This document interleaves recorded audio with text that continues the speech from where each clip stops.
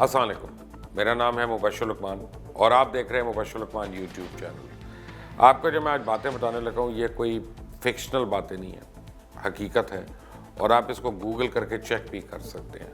اور بلکہ آپ کو میں بتاؤں کہ میں آپ کو بہت تھوڑی سی بات بتانے لگا ہوں، یعنی اس کی ڈیٹیلز تو بہت لمبی ہیں، اس کے لیے کئی گھنٹے کا مجھے جو ہے نا وہ آپ کو ایک مونولوگ دینا پڑے گا اور ایویڈنس کے ساتھ۔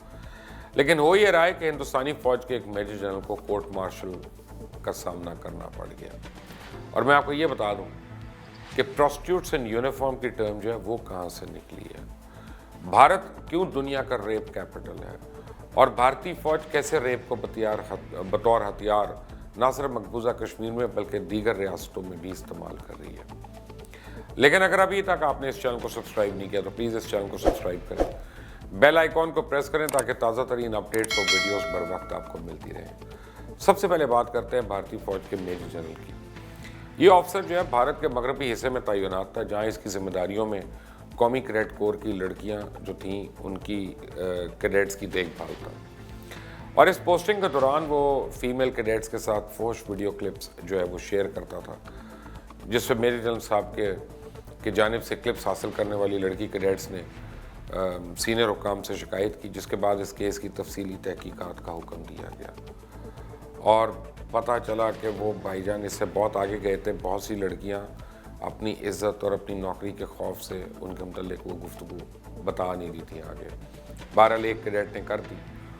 اب یہ جو میری جنرل تھے یہ جلدی ریٹائر ہونے والے ہیں، لیکن وہ آرمی ایکٹ کی دفعہ 123 کے اطلاق سے منسلک ہوں گے، جس کے تحت اہلکاروں پر ریٹائرمنٹ کے بعد بھی ان پہ مقدمہ چلایا جا سکتا ہے۔ یہ کوئی عام فوجی یا سپاہی کے بارے میں نہیں میں بتا رہا، یہ بھارتی آرمی کا ایک جنرل ہے جس کے بارے میں آپ کو بتا رہا ہوں۔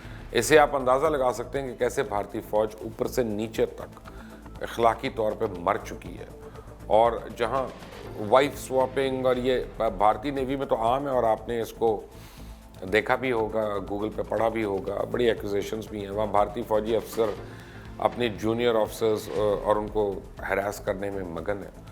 یہ کوئی پہلا واقعہ نہیں ہے، کوئی آئسولیٹڈ واقعہ نہیں ہے، اس سے بیشتر ایسے بہت سے اکثر واقعات رونما ہو چکے ہیں۔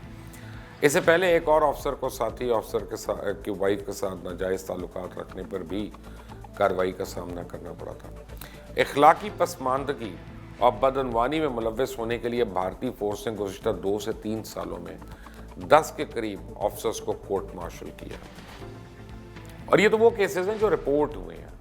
اور میں اکثر کہتا ہوں کہ بھارتی فوج نہیں ہے بلکہ ایک ملیشیا ہے جو خطے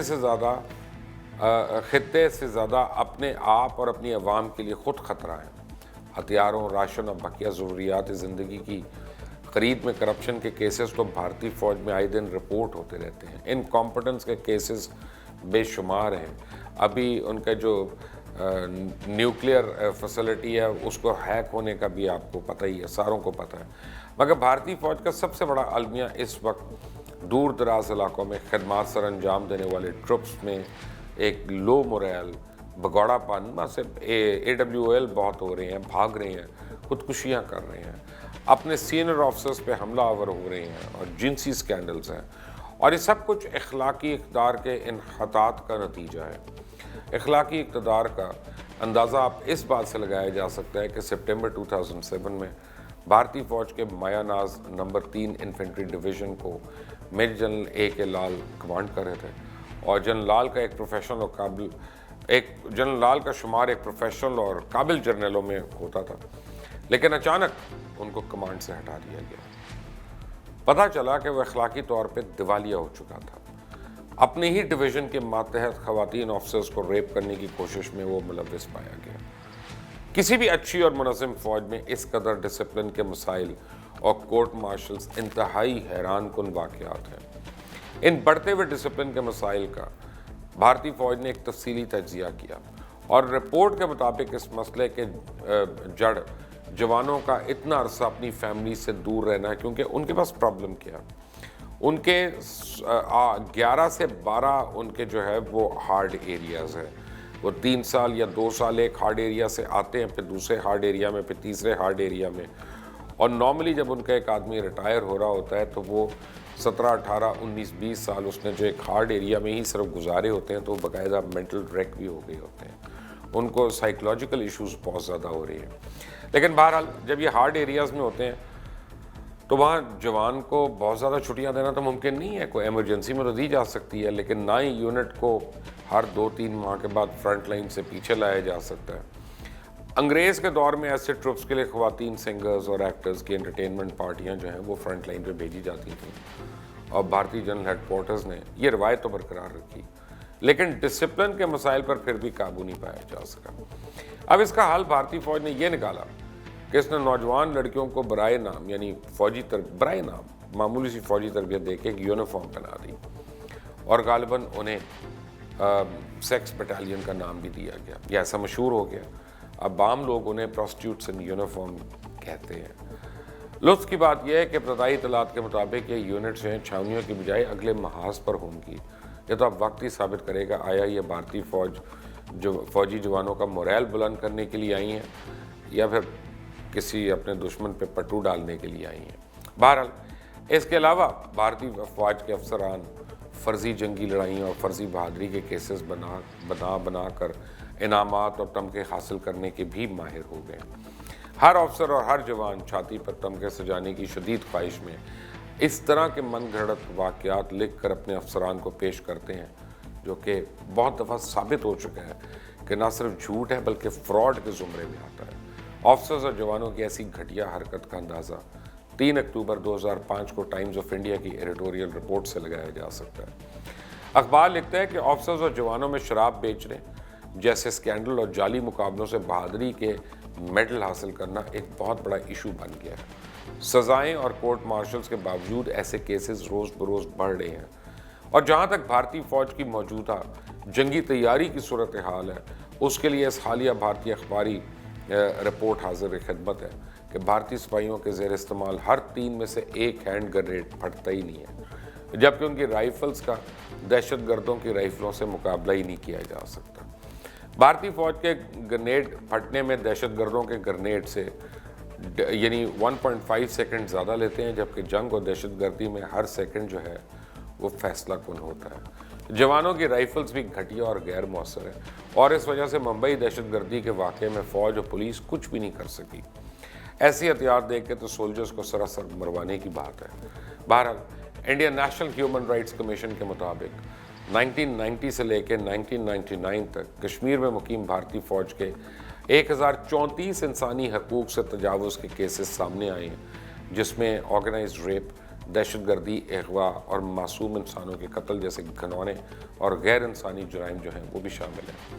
یہ تو صرف وہ کیسز ہیں جن کا کسی نہ کسی طرح پتہ چل گیا، ورنہ آن رپورٹڈ کیسز اس سے کئی گنا زیادہ ہیں۔ بہرحال رپورٹڈ کیسز کی تعداد اوسطاً 109 کیسز سالانہ ہے، اور کشمیر کے حوالے سے بھارت کے مقامی اور بین الاقوامی میڈیا میں رپورٹ کیا گیا فیبروری 1991 میں کشمیر کے ڈسٹرکٹ کپواڑہ کے 2 دیہات میں بھارتی فوج کے 2 مختلف دستوں نے کارڈن اینڈ سرچ آپریشن کیا، اور اس آپریشن کے دوران مبینہ طور پہ ان دیہاتوں کی خواتین سے بھارتی فوجیوں نے اجتماعی زیادتی کی، جبکہ اس میس ریپ آپریشن کے دوران دیہات کے مردوں کو گن پوائنٹ پر رہائشی علاقوں سے باہر نکال کے محصور رکھا گیا۔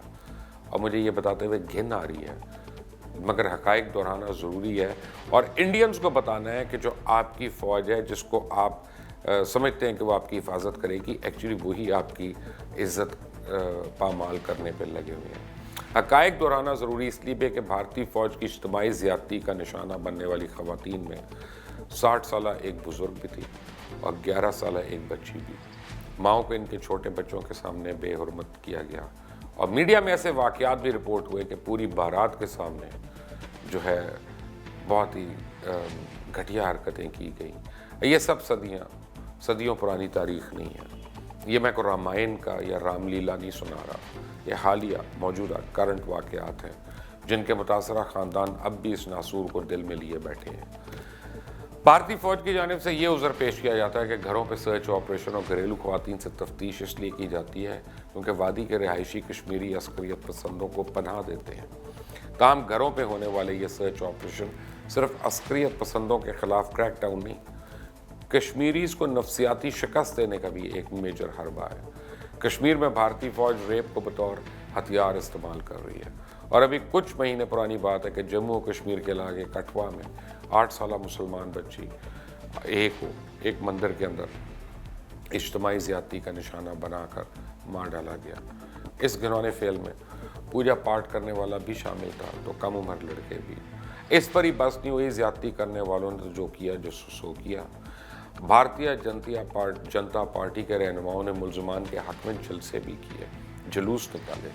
اقوام متحدہ کے کمیشن برائے انسانی حقوق کے سامنے کئی بار یہ مسئلہ اٹھایا گیا کہ بھارت کشمیری خواتین سے جنسی زیادتی کو بطور عسکری پالیسی عمل درآمد کر رہا ہے۔ کشمیری مائیں اب بھی 1991 میں کشمیری خواتین سے ہونے والی بھارتی فوج کی جانب سے اجتماعی واقعات کے متعلق سوچتی ہیں تو خوف سے کانپ جاتی ہیں۔ آج کشمیر میں لاک ڈاؤن کو ابھی پتہ نہیں 90 دن ہو گئے ہیں۔ پتہ نہیں اس گندی بھارتی فوج نے کتنی عزتیں پامال کی، پتہ نہیں کتنی معصوم بچیوں جو ہیں وہ گھر سے ہی غائب ہو گئی ہیں۔ یعنی ان ساری چیزوں کا تو اب شمار بھی ممکن نہیں ہے فی الحال، کیونکہ رابطہ ہی منقطع ہے۔ لیکن کشمیر میں تو اس وقت جنگل کا قانون ہے، اور یہ قانون نہیں دیکھتا کہ سامنے بچہ ہے یا بچی، مرد ہے یا عورت، جو بھی سامنے آتا ہے وہ بھونا جاتا ہے۔ آپ اس کا اندازہ اس بات سے لگا سکتے ہیں کہ یو پی سے بی جے پی کے رہنما وکرام سنگھ سائنی نے پارٹی کارکنان کو خوشخبری سناتے ہوئے کہا کہ ان کے وزیر اعظم مودی نے کشمیر کے راستے کھول دیے ہیں۔ بھارتی جنتا اور خاص طور پر مسلمان لڑکوں کو خوش ہونا چاہیے کہ اب وہ گورے رنگ کی کشمیری لڑکیوں سے شادیاں رچا سکیں گے۔ ایسی ہی بھارتی ریاست ہریانہ کے وزیر اعلیٰ منوہر لال کھٹر نے ایک جلسے میں کہا کہ ہریانہ کی آبادی میں جنس کے تناسب کو برابر کرنے کے لیے کشمیر سے لڑکیاں لے آئیں گے۔ ان کی اس بات پہ جلسے کے شرکاء نے ایک ٹھٹا لگایا اور پھر تالیاں بجائیں، جیسے کشمیری لڑکیاں نہ ہوئیں، ریوڑیاں ہو گئیں، جس کا جو دل کیا اس نے لے لیا۔ شاید کسی کو یہ گمان ہو کہ محض سیاسی بیانات ہیں، مگر کشمیر کی 70 سالہ سیاسی تاریخ اٹھا کر دیکھ لیں، کشمیری خواتین کے ساتھ ایسا ہی ہوتا آیا ہے۔ کشمیری خواتین ہمیشہ سے نشانے پر رہی ہیں، اور بھارتی فوج نے جہاں لاکھوں کشمیریوں کی جانیں لیں تو ان گنت خواتین اپنی جان اور عزت سے بھی ہاتھ دھو بیٹھی۔ وادی میں ان خواتین کی چیخیں آج بھی گونج رہی ہیں۔ بہت سے واقعات رپورٹ ہوئے تو ریپ کے کئی واقعات ڈر اور شرم کے باعث سامنے بھی نہیں لائے گئے۔ ایسی خواتین کی آواز بنے جو اس وقت شدت پسند بھارتی اور بھارتی فوج کے نشانے پہ ہیں۔ اگر آپ نے اس چینل کو ابھی تک سبسکرائب نہیں کیا تو پلیز اس چینل کو سبسکرائب کریں، بیل آئیکن کو پریس کریں تاکہ تازہ ترین اپڈیٹس اور ویڈیوز آپ کو بر وقت ملتی رہیں۔ اور اگر آپ کو یہ ویڈیو پسند آئی ہو تو اس کو لائک کریں اور شیئر کریں، اور اس کو اتنا شیئر کریں کہ ہر بھارتی اور بھارتی فوجی تک پہنچے اور اس کو گھن آئے، اپنی فوج سے نفرت ہو اس کو کہ یہ لوگ انسان کے روپ میں بھیڑیے وہاں پہ پھر رہے ہیں۔ انٹل نیکسٹ ٹائم، اللہ حافظ۔